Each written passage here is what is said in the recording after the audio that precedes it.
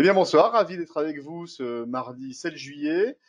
C'est Noël Clément qui vous présente le Market Insight. Vous avez le rappel légal et nous allons ensuite démarrer sur les actifs traités.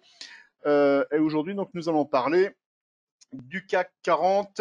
Nous parlerons ensuite du Nasdaq 100, du DAX et on terminera par le gold. On va essayer de faire ça vite pour que nous puissions donc après publier sur les coups de 19 heures si tout va bien. Alors, le CAC déjà clôture aujourd'hui en baisse de 0,74% avec une clôture à 5043,73.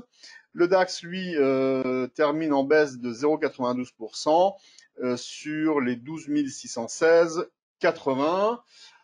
Côté fondamental, déjà ce matin, justement, on va en parler justement sur le DAX, puisque la production industrielle allemande a fait un bond de 7,8%, c'est énorme, mais bon, quand on le compare, donc c'était en mai 2020, hein, avec la baisse qui s'est faite précédemment, donc elle était donc de 17,5%, donc ça remet un peu les pendules à l'heure, si vous me permettez cette expression. Par contre, il se trouve qu'elles sont inférieures aux attentes des analystes qui, eux, tablaient donc sur une hausse de 10%. Donc, il faut remettre un peu dans le contexte et modérer donc cet excellent chiffre. Toutefois, ensuite, pour ce qui concerne le côté sanitaire, puisqu'on en parle donc régulièrement, et c'est vrai que même si le marché ignore scrupuleusement justement ces risques, puisqu'on est dans un marché de flux et il n'y a que les flux qui comptent. Eh bien, hier, nous avons eu 171 000 nouveaux cas de coronavirus. C'est vraiment triste de voir que nous n'arrivons pas à nous en sortir. 171 000, ça peut paraître être un bon chiffre par rapport aux 200 000 de ce week-end. Il faut quand même reconnaître qu'il y a à peine 10 jours, on était donc à 100 000, puis après à 130 000. Donc, il faut aussi là relativiser. L'Espagne, vous en avez entendu parler, qui avait communiqué justement qu'elle avait mis en confinement donc 2 régions. Eh bien, elle a communiqué donc ces données le nombre de cas qui a augmenté sur son territoire est de l'ordre de 1244 au cours donc des derniers jours. Pour ce qui concerne les États-Unis, bien la Californie donc a vu augmenter de 50% sur ces 2 dernières semaines le nombre de cas qui atteint aujourd'hui 5800 personnes contaminées. Euh, alors, bien sûr, la Californie, elle est concernée, mais il y a aussi le Texas, il y a aussi la Floride. Euh, et donc, pour ça, donc, il y a 2 douzaines, donc 25, la moitié des États-Unis, qui signalent donc des cas, des augmentations de cas. Donc, ça n'est pas très, très chouette. Mais bon, nous allons donc continuer donc à prendre ces informations-là donc avec gravité. Pour l'instant, le marché, la gravité, eh bien, il n'en tient pas compte puisqu'il n'est pas du tout attiré vers le bas. Si on prend donc, on prend l'idée donc de cette gravité qui normalement donc devrait ramener les prix un peu plus bas. Non, au contraire. En tout cas pour le Nasdaq, puisqu'il vient encore donc de casser ses records. Alors, on en parlera tout à l'heure. Pour ce qui concerne le CAC, vous avez à gauche donc le CAC en daily, donc on retrouve donc le triangle symétrique au-delà duquel donc il est sorti à la hausse.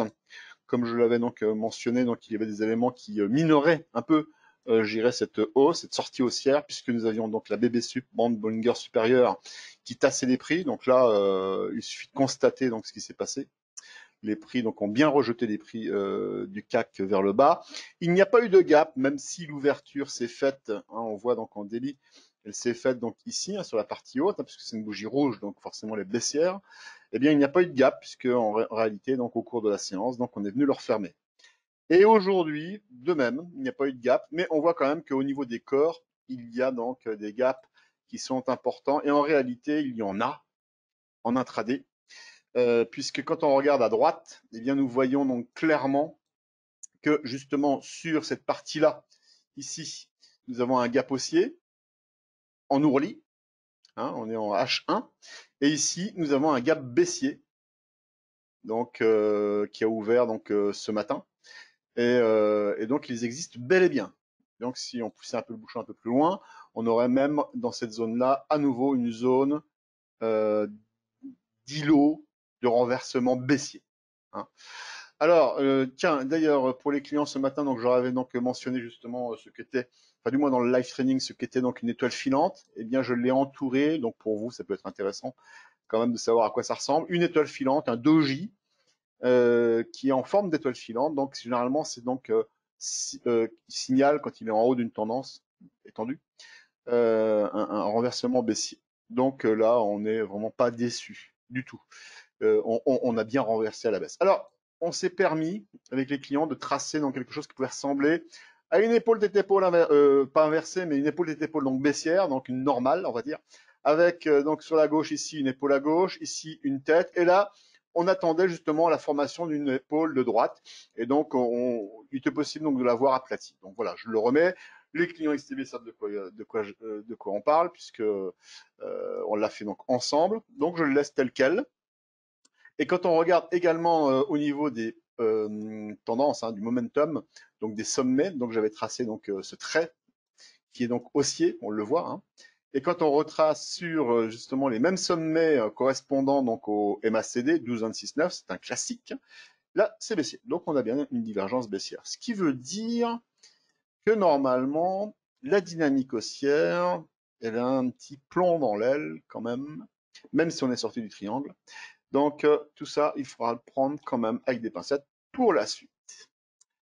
Et donc justement la suite, on avait parlé justement sur le Marketing Sag il y a 2 jours, je crois, justement du Nasdaq 100 où je m'étais permis de tracer donc ce biseau et donc je l'ai laissé tel quel pour bien vous montrer que ce biseau ascendant, eh bien forcément nous sommes des chercheurs, hein, donc on enquête. Et forcément, eh bien, je rectifie donc ce biseau puisque maintenant on se rend compte donc qu'il l'a battu. Et il n'empêche que le biseau ascendant existe toujours, même si aussi, regardez en bas là à gauche, ma divergence baissière, eh bien, elle n'est plus bonne puisqu'on a fait donc un nouveau sommet. Donc je le rectifie aussi. Mais en réalité, si on mesure, donc on va le faire ensemble, eh bien, en daily, ici, nous avions donc un sommet sur le DI plus à 74, hop là, non c'était l'ADX, à 31,10. Et donc, nous avions 30,6 donc hier. Et aujourd'hui, nous avons 31,5. Donc 31,5, 31,1. Donc forcément, ici, si nous restons en l'état, eh bien la divergence baissière est invalidée. Donc, il faudra attendre la clôture et on en reparlera donc demain, hein, 31,5. Donc là, je laisse ici en suspens. Au niveau du RSI 14, eh bien là aussi, nous avons un RSI 14 qui était donc au plus haut à 74,9. Hein, on regarde à gauche. Hein. Je mesure sur la partie ici à gauche, là où je mets mon cercle. Normalement, vous devriez le voir un peu plus bas, ici, dans mon cercle. Voilà. Donc, vous avez donc le RSI 14 donc, qui était à 74, 74,9, c'est ça, 74,9. Et aujourd'hui, nous avons donc sur le plus haut 71,9. Et hier, on avait 70,7. Donc là, par contre, nous avons donc bien toujours une divergence baissière. Et là, pour le coup, je le rectifie, mais je le laisse en position. Voilà. Là, celui-ci, je le laisse un petit peu dessus. Donc, pourquoi donc je laisse ça? Simplement parce qu'avec les clients, nous avions donc testé le marché avec des micro-lots. C'est ce qui est vraiment très intéressant avec XTB, puisqu'on n'est pas obligé donc de mettre des montants pharaoniques, des 5 000, des 10 000 euros. Non, pas du tout. Et avec justement les micro-lots, on a pu tester le marché justement pour voir comment ça pouvait se faire justement sur l'US 100. Et au bout du compte, eh bien, le stop loss qui avait été mis sur les sommets donc, a été touché, donc on a été sorti. Et j'aurais envie de dire que c'est le lot quotidien justement des traders, puisqu'en réalité, donc l'échec, hein, c'est le fondement de la réussite. Et c'est vrai que si on n'échoue pas, il est assez peu probable que l'on puisse réussir. Et ceux qui se vantent donc de n'avoir jamais échoué en trading, eh bien, je ne dirais pas ce que j'en pense, mais globalement, c'est comme ça qu'on apprend. Et là, aujourd'hui, à force de chercher justement pour revenir justement à ce biseau, il est bien quelque part, hein, ce sommet. Mais pour trouver justement où est ce sommet, il va falloir que l'on attende à un moment donné qu'il y ait donc des décisions de ce type-là, c'est-à-dire en avalement baissier, puisque là vous voyez ici dans ce rond, la bougie rouge avale à la baisse la bougie précédente, comme ici, sauf que là après par la suite on a eu donc à nouveau un rejet. Mais là, ici, nous avons aussi un avalement baissier. Donc, globalement, tous ces mouvements haussiers, là, c'est pas ce petit harami, puisque c'est un corps à l'intérieur d'un autre. En plus de ça, donc, il y a une mèche, donc ça minore un peu donc la figure. Mais il faut qu'on ait une figure représentative baissière, et pour l'instant, on n'en a pas. Donc, ça veut dire que ce biseau peut continuer donc à monter, à monter, à monter. On peut même aller chercher, donc peut-être, pourquoi pas même les 11 000, pourquoi pas. À chaque fois qu'on testera le marché, on risque de se prendre une volée. Mais l'idée, c'était celle-ci, hein, justement, pour reprendre un peu notre étude. Eh bien, nous avions une structure hypothétique, donc en épaule, tête et épaule. Ici, on avait l'invalidation donc de l'épaule de gauche si on dépassait donc ici à l'épaule de droite. On pouvait mettre donc bien sûr le stop loss à ce niveau-là, au niveau des plus hauts, mais on pouvait déjà le placer là. On pouvait le déjà placer juste au-dessus justement de ce rectangle bleu qui symbolisait justement donc l'anomalie hein, d'une structure en épaule-épaule, puisqu'à partir du moment où on le dépassait, eh bien elle devenait bancale. Donc les projections que l'on avait mis, c'était donc la première sur l'épaule gauche. Hein, généralement, on prend donc la première hauteur, on la reproduit, et la deuxième hauteur, on prend la tête, on la reproduit. Dans tous les cas, actuellement, nous sommes en situation donc, on va dire, d'échec si effectivement on veut shorter le marché, et on se prend donc systématiquement, eh bien, justement, des échecs. Sauf qu'à un moment donné, eh bien, on va quand même réussir donc à trouver donc le bon point d'entrée. Pour l'instant, ça ne suffit pas, même si ici je vous dessine donc une divergence baissière, elle n'est pas suffisante, comme on l'a vu précédemment justement sur le daily. Ils peuvent donc nous l'invalider. On va passer sur le DAX. Eh bien, lui, eh bien, nous avons ici à gauche, on retrouve à nouveau donc son triangle. Hein, vous voyez, à gauche, je vais vous mettre un cercle comme ça. Vous allez voir beaucoup mieux d'où je parle. L'écran de gauche, le triangle symétrique, on est sorti à la hausse. Le revoici ici, ce fameux triangle symétrique, on sort à la hausse, alors avec des chandeliers de caractère.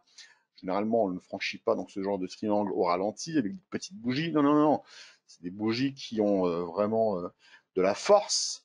Mais globalement, encore une fois, pour reprendre donc l'écran de gauche, eh bien, il respecte donc la même logique avec des bandes Bollinger ici qui convergent, qui sont resserrées, qui ne sont pas du tout en expansion, comme on devrait avoir quelque chose comme ça. Et nous avons également donc sur le l'ADX aucun accompagnement, donc c'est la partie ici en dessous là, vous voyez l'autre cercle. Ce qui fait que là, comme je vous disais, donc encéphale plat, donc actuellement il n'y a rien. Et même nous aurions quelque chose qui en daily correspondrait donc à une couverture en nuage noir pour l'instant. Peut-être qu'on va avoir un avalement baissier, en tout cas on l'a eu au cours de la journée. Et je passe à droite maintenant. On voit quand même qu'il risque pas d'y avoir non plus une catastrophe, puisque là, nous avons quand même en rappel, en support, en soutien, déjà BB1, ici, je la noircis. Hein. Vous avez aussi la moyenne mobile à 55 périodes, ici, qui est en violet, qui est très haussière. La 144, ici, en orange, qui est très haussière. Donc, globalement, il risque pas d'y avoir grand-chose de mal à court terme. Globalement, on peut aussi avoir une structure en épaule-épaule, épaule gauche, tête, et ici l'épaule en formation possible. Donc, on pourrait même avoir, d'ici la fin de la soirée, une réaction haussière, pourquoi pas, pour après, donc, peut-être demain, donc, casser donc, cette ligne de coup et venir chercher, actuellement, on est à 12 006, on pourrait venir chercher 12 003 sans vraiment un gros problème, et sans pour autant, donc, non plus partir sur une tendance baissière violente. Allez, on termine avec le gold. Alors, le gold, il est merveilleux puisque la recommandation qui avait été faite donc il y a quelques jours, qui proposait donc d'acheter donc sur les 17,50 à peu près, avec un objectif à 18,30. Eh bien là, on est à 17,95, hein, c'est les plus hauts depuis 10 ans. facile. Et donc, nous sommes donc bien sûr à la suite de cette structure à gauche, hein. Vous voyez ici l'épaule de gauche, la tête, et ici l'épaule de droite. La ligne de cou, la voici ici. L'entrée qui était possible, qui était géniale en backtest sur 1745, 1750, pardon. Et là maintenant, donc on voit donc que l'or, eh bien, si on passe sur l'écran de droite, eh bien, nous avons eu en première intention, donc on est en H4, on va peut-être repasser en H1 pour qu'on voit un peu mieux, parce que c'est très violent hein, quand même, hein. Ce qui s'est passé aujourd'hui, c'est vraiment hyper violent. Donc il faut s'accrocher, attention, hein. Euh, donc on a eu donc un mini sell-off aujourd'hui, hein, à la baisse. Donc on a perdu environ 10-15 dollars à peu près.